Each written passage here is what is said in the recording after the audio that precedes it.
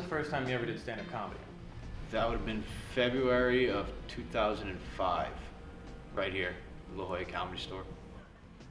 I didn't have any jokes written down. I thought that, that the comics just went on stage and just said whatever, like whatever they were thinking, and that was not the case. All the other guys on the open mic thought I was crazy. That was my first time and I had nothing prepared. I was nervous. I was nervous as hell. What have you learned working at the Comedy Store? I learned that it's not all jokes. Even though that's the basis of what you're trying to do, it's not all jokes. There's a whole business side to it. There's a whole learning and elevating side to it. Personal growth as well as comedic growth on stage. That just, it teaches you to be a better comic. Especially working here, being surrounded by comedy all the time, you learn more, you pick up more, you see more, you understand how to do more. And then getting the stage time from working here gives you ample time to experiment and to produce styles of comedy that suits your personality. When a guy says it first in a relationship, it's always right after sex. It's true, like a guy will finish up, his brain's dead because he's just, you know, he's just like, oh, I love you. I love you too, babe. I just said that, god damn it.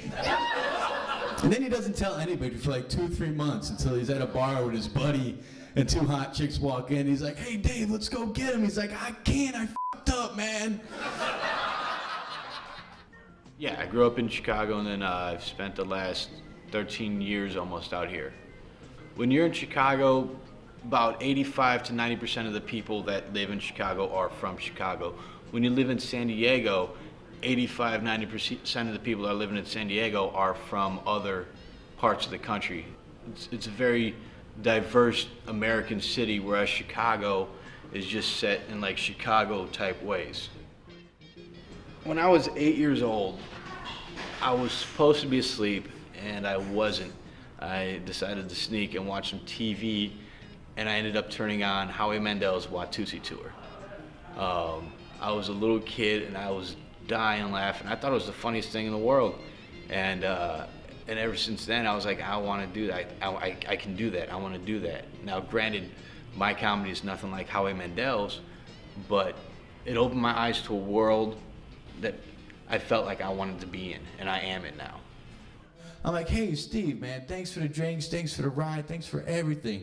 He's like, yeah, no problem, dude. I'm just going to go home, rub one out, and crash.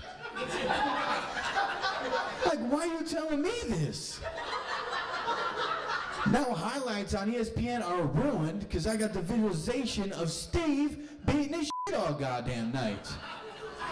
Not only that, but I was about to do the same thing.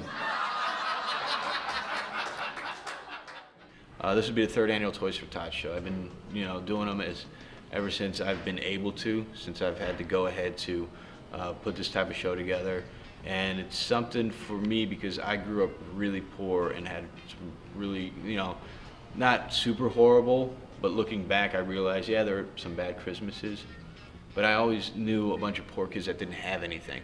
So this is a way for me to give to the kids and also put on a great show with some extremely funny headliners. Plus it works with the Marine Corps, and I was in the Marine Corps, so I like to keep that whole aspect and that connection there.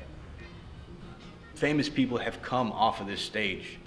You never know who's gonna be the next big star, but you're gonna have a hell of a time and you're gonna laugh your ass off while you're seeing it live here at the Comedy Store.